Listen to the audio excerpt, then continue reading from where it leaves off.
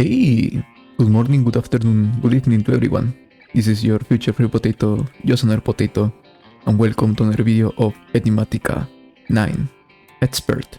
And today we are hopefully finishing with all of the applied energy sticks implementations we need to do with autocrafting and passiving of some resources and items.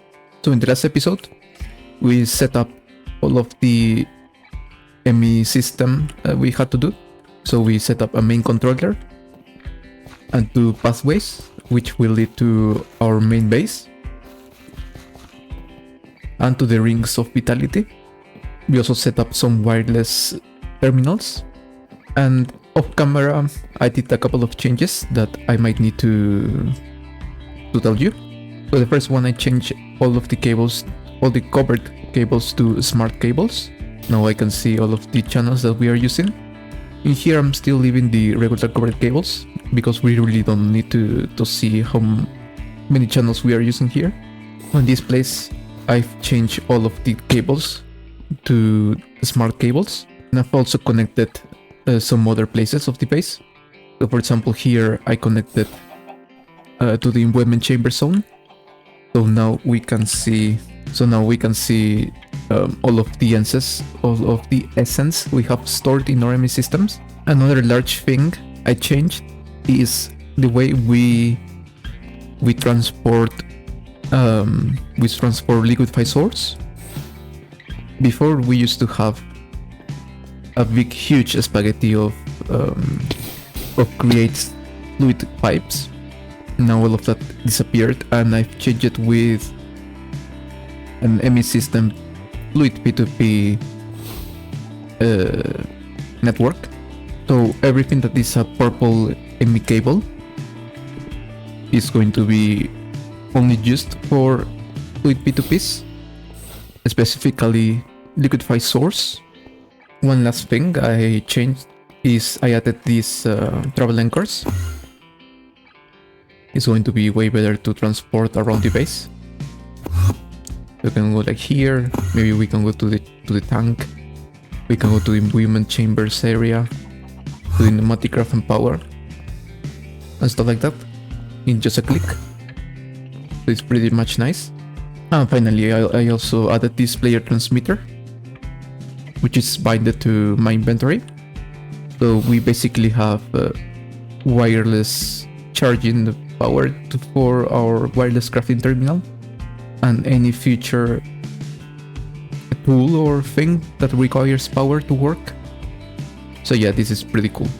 So we have in this area everything that is going to be related to autocrafting. These 6 chunks of source stone, these will be our CPUs, our autocrafting CPUs, and these other small things are going to be our molecular assemblers. I'm not going to build all of this in this episode, but maybe what I want to do is build maybe 3 or 4 crafting CPUs and a couple of chunks of molecular assemblers, or maybe 3, and the other 2 we will just do it whenever we need more infrastructure. So we have a lot of resources actually. I think it's not going to be a lot of problem to craft all of the things we need, and for that I'm thinking of using 4 coprocessors and 4 16K crafting storage units. 16 times 4, 64K crafting storage for each CPU is going to be much more overkill than what we actually need, as I've been trying in another creative world, especially just to learn how this works, because as I repeat again, it is my first time actually using applied energy sticks, so everything is new to me, and I've been testing, and 64K seems to be quite overkill, but I think it's better to just future-proof, just in case. And again, if we need more crafting storage, we can we can make it bigger, so there's not really a problem with that. It's pretty much cheap to do all of these storage components. We can even do 64. We can even do 256K ME storage components. I don't think there is a problem with that. And of course, molecular assemblers, they are also quite cheap. The only expensive component is spellbound bar. Yeah, the rest of the thing is quite cheap to do. So we can easily just expand this if we need more molecular assemblers or more patterns providers. Because I don't think that in this modpack there is a way of increasing the amount of patterns a pattern provider can hold. But anyway, let's start by crafting our first crafting CPU.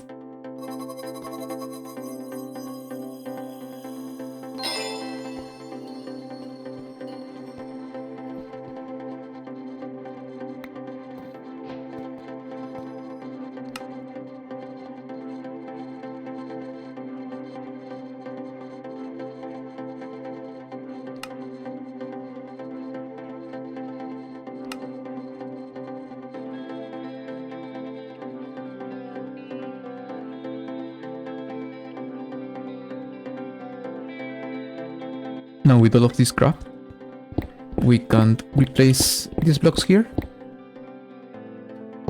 And we can do something like this. And we can also connect this to the system.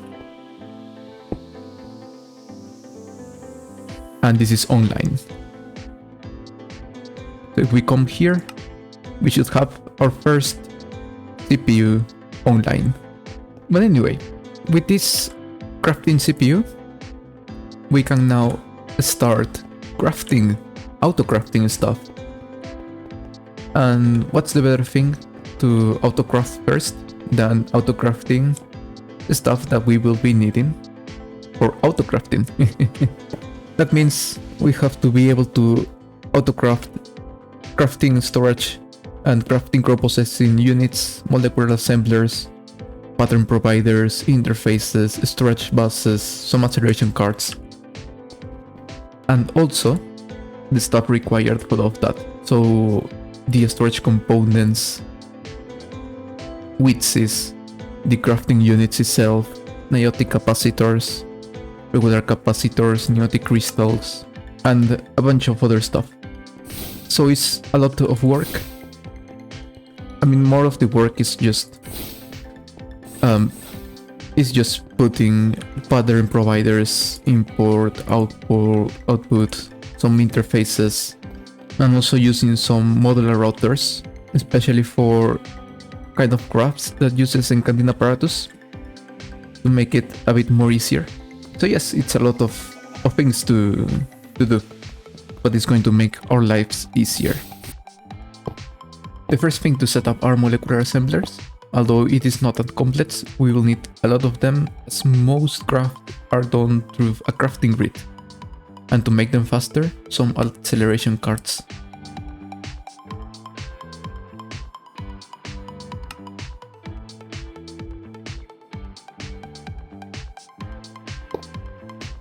For the energizing orb, we will need an input and a separate output with a hopper, as it doesn't auto-output items.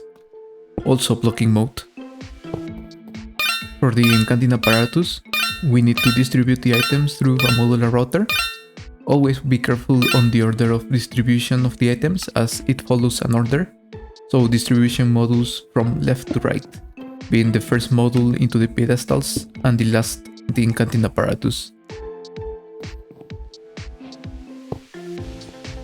We also need a separate input and output with a hopper and blocking mode. One block machines are a bit easier.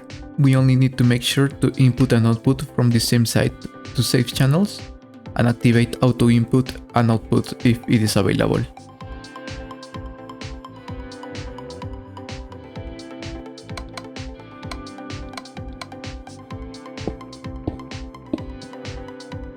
For the machines that don't have an user interface, I opted to use vacuumulators to recollect the output.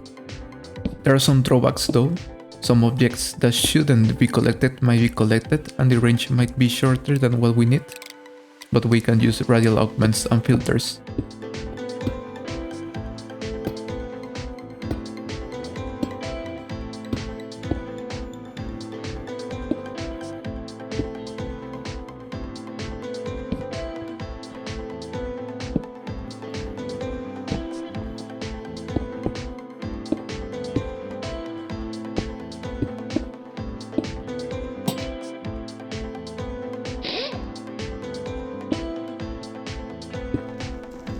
The last thing is making a switch for the crashing glyph.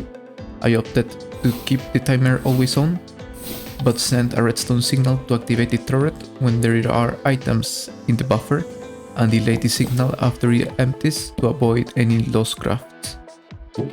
A lot of experimenting, but it finally worked.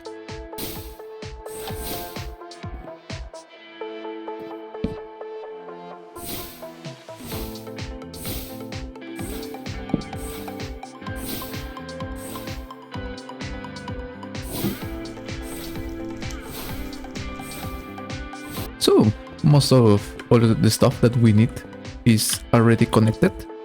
We have a bunch of patterns to encode.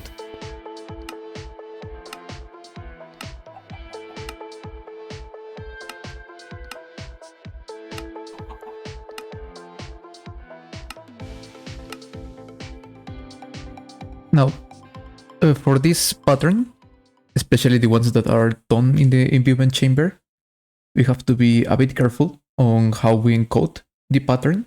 If we come, for example, and encode from here, it will put the witchy charm as the first item on this grid. We don't want that. What we want is that the catalyst item, the one that goes in the center in the encoding apparatus, to go at the very end. Now, if we come here, in this encoding apparatus, I am using a modular router to put the items on the pedestals and on the center. And the thing is that these distributor models, what we do is just as the same as the it will put the buffer. It will take, for example, so the first item that we are putting are the ones on the archon pedestals, and the last item that we will put is going to be the one at the encoding apparatus. So applied energistics, what we'll do here when we ask for this pattern, what we'll do is put the first item that comes here, it will send that item first. And that item will go directly to this modular router and will be distributed first to the first archon pedestal that it is set it up. Then the second item that comes here will go to the second pedestal, then the third, then the fourth, and so on. And then the last item that comes to this buffer will go directly to the encoding apparatus. And that last item should be the catalyst. That is the one that we normally press directly into the encoding apparatus once all of the items are on the pedestals. So that's why we want the witchy charm to be the last one to be sent.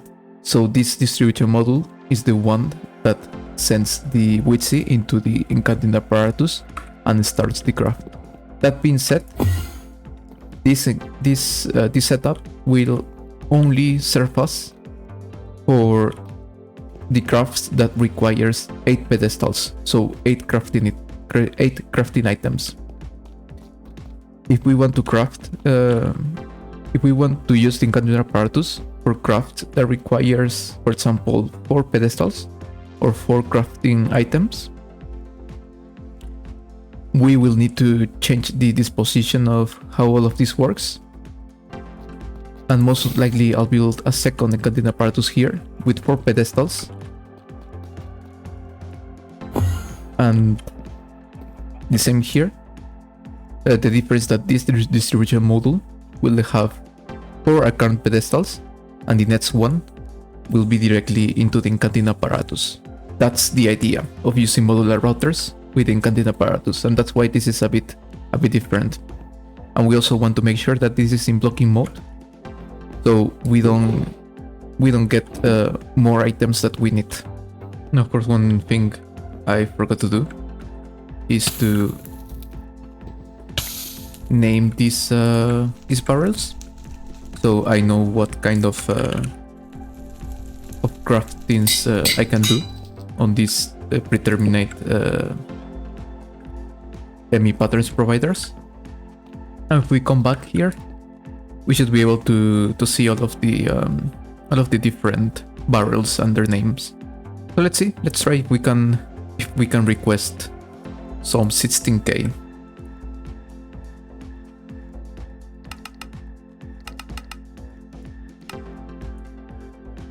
Oh, still need to see Fluids crystal. No, there are some crafts that I still need to encode and also to connect it to the ME system. For example, these pressure chambers and also all of this stuff of Enigmatica. Enigmatica, I will change how I do Enigmatica. I will make an episode for that. I don't think it would be necessary, but most likely I'll do it off camera. And in the next episode I will show all of the changes, because I'm not going to finish all of the autocrafting and passiving stuff in this episode. It's going to be quite hard. But yes, it is most like to show you how I am doing things in here as a complete beginner in applied energistics. I think I'm doing quite good, if I'm being honest. Now we can craft the 16k crafting storage units. Let's see if everything crafts properly. I hope so. Okay, now it's crafting the witch charms.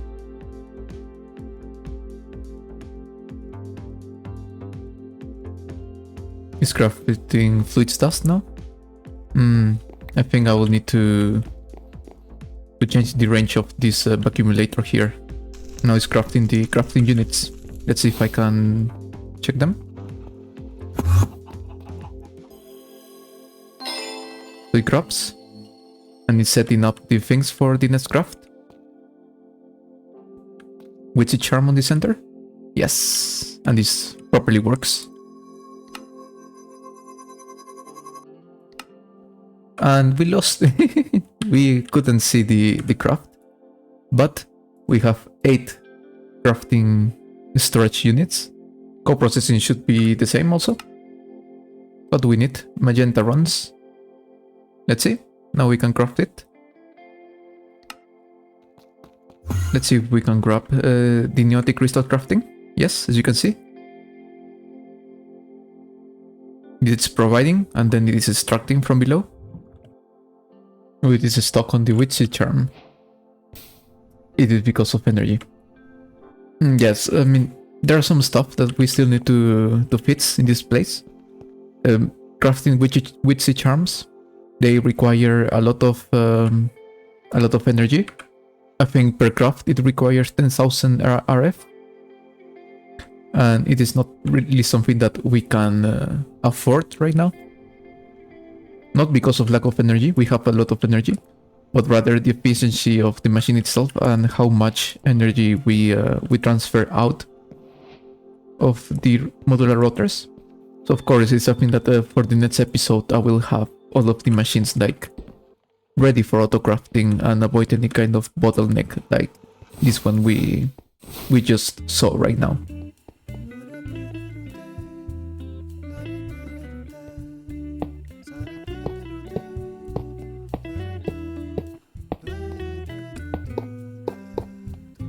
And now we have other 2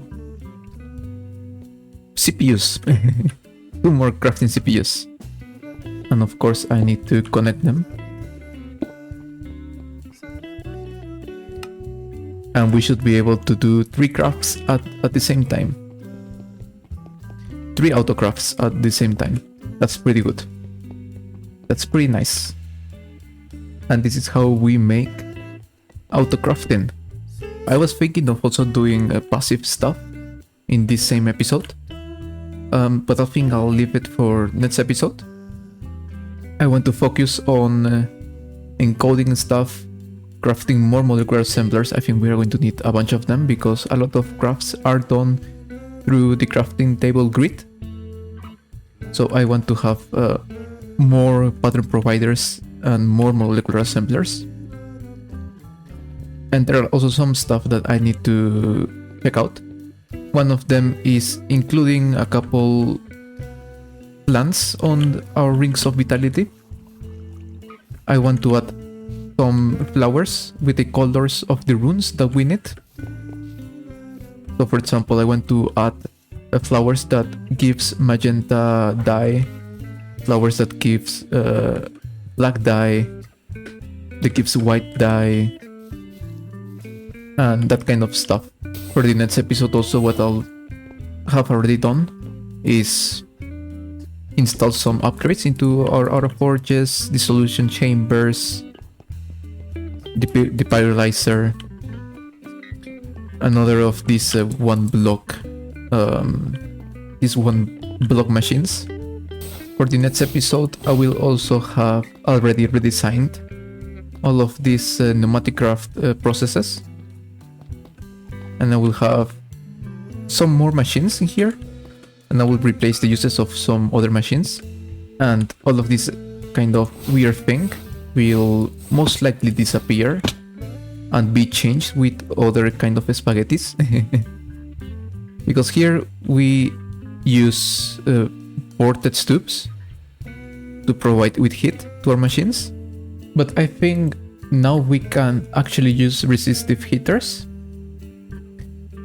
The thing is that I didn't want to use resistive heaters yet, because they consume I think is a 1-to-1 ratio of the consumption of energy to the amount of heat produced. So I think it is cheaper to use ported tubes in this case. It's cheaper because we use the same pressure from the own pressure system. But one of the downsides of doing that is that first, it's a big mess of cables. And the second thing is that there is a huge loss of heat that I suppose, I haven't tested yet, but I suppose that won't happen with the resistive heaters.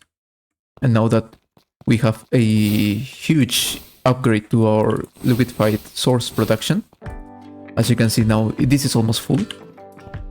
I think when I started the episode, it was sitting at 30 million millipackets, and I think I took like maybe 3 or 4 hours, maybe 5 maximum, to record this video. And we are now at 53 million millipackets, and it keeps going up. So we do have a huge amount of liquefied source to convert to electricity, to energy.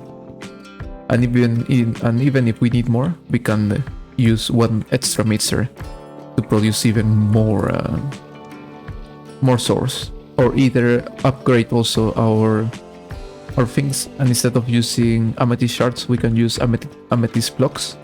And of course, for the next episode, you can also expect me having a lot of patterns already encoded and stuff like that that you might not want to see. So a lot of stressful things. But anyway, our objective for today was partially completed. We did autocrafting. We are able to autocraft our autocrafting materials that we need for autocrafting. So that's a huge milestone.